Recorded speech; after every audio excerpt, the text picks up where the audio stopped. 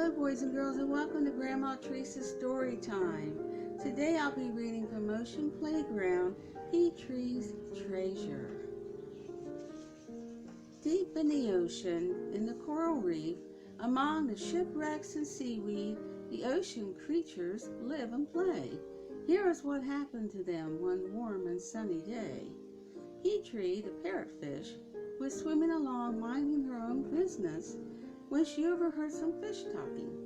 They say there's a treasure in the shipwreck on the other side of the sandbar, one fish said.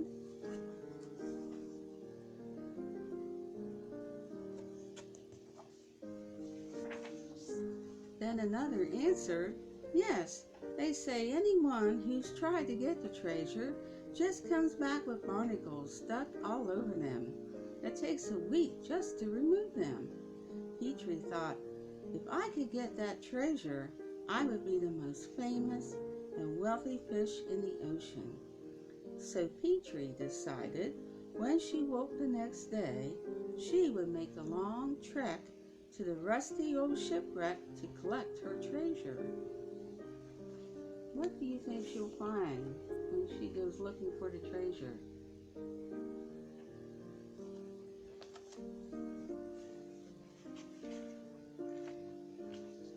As Peatree crossed the sandbar and looked down into the deep, cold ocean on the other side, she thought, gee, I've never been this far before.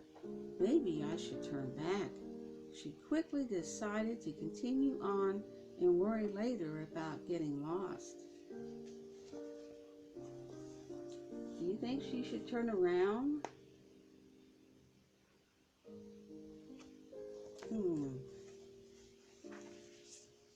It wasn't long after that when Peatree did start to worry that she in fact was lost. I've been around in circles for too long now and no sign of the shipwreck, she said with concern. She began looking around frantically when she saw something she'd never seen before. It was a sign that said, shipwreck this way. A sign? Makes you wonder, doesn't it?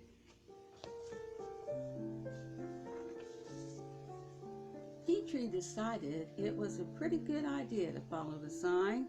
She swam in the direction that the sign was pointing, past the cliff and into some dense seaweed. Then, as she swam through an especially dense patch of seaweed, she saw an opening in something enormous. What do you suppose it is? Could it be the treasure? Or a bigger fish? As she approached the side of the enormous boat, Peatree wondered if she should actually go inside. It was very dark in there, and there might possibly be some large fish skulking around as well. Don't worry about that now, she said. The treasure's too close to turn around.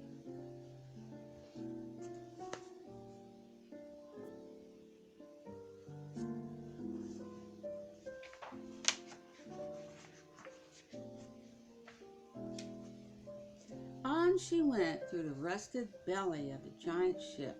She looked side to side, forward and backward and up and down, wondering if there was anyone else in there with her. Suddenly, out of the dark, appeared a large fish. Peatree was frozen with fear.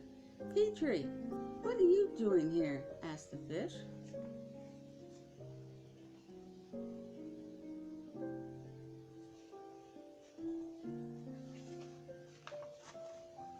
Calypso the catfish, is that you? Peatree asked.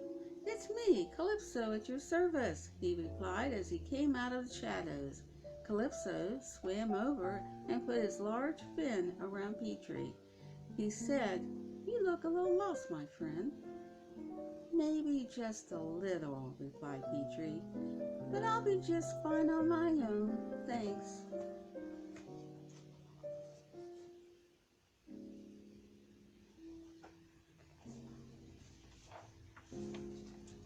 Suit yourself, said Calypso. I sure hope you find what you're looking for.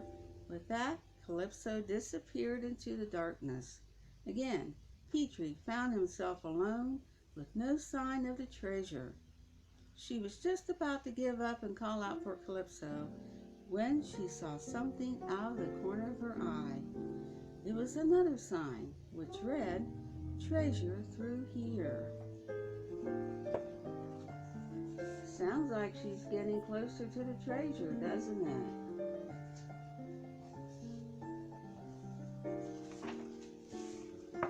Peatree followed the sign through a small opening. On the other side, she was surprised by what she saw.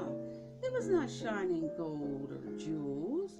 It was her friends waiting to greet her. They said that from the beginning they had planned this treasure hunt.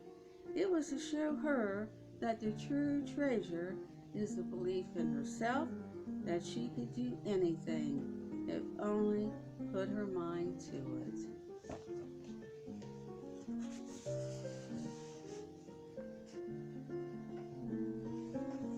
So you see, boys and girls, you don't need to give up. Keep pushing, keep trying. If what you really want to do, that's what you need to do. It's just keep going. That's all you need to do. And with the support and help of friends and family, you can do it. In the meantime, the more we get together, the more we get together, the happier we'll be. For my friends are your friends, and your friends are my friends. The more we get together, the happier we'll be. Stay safe. Bye now.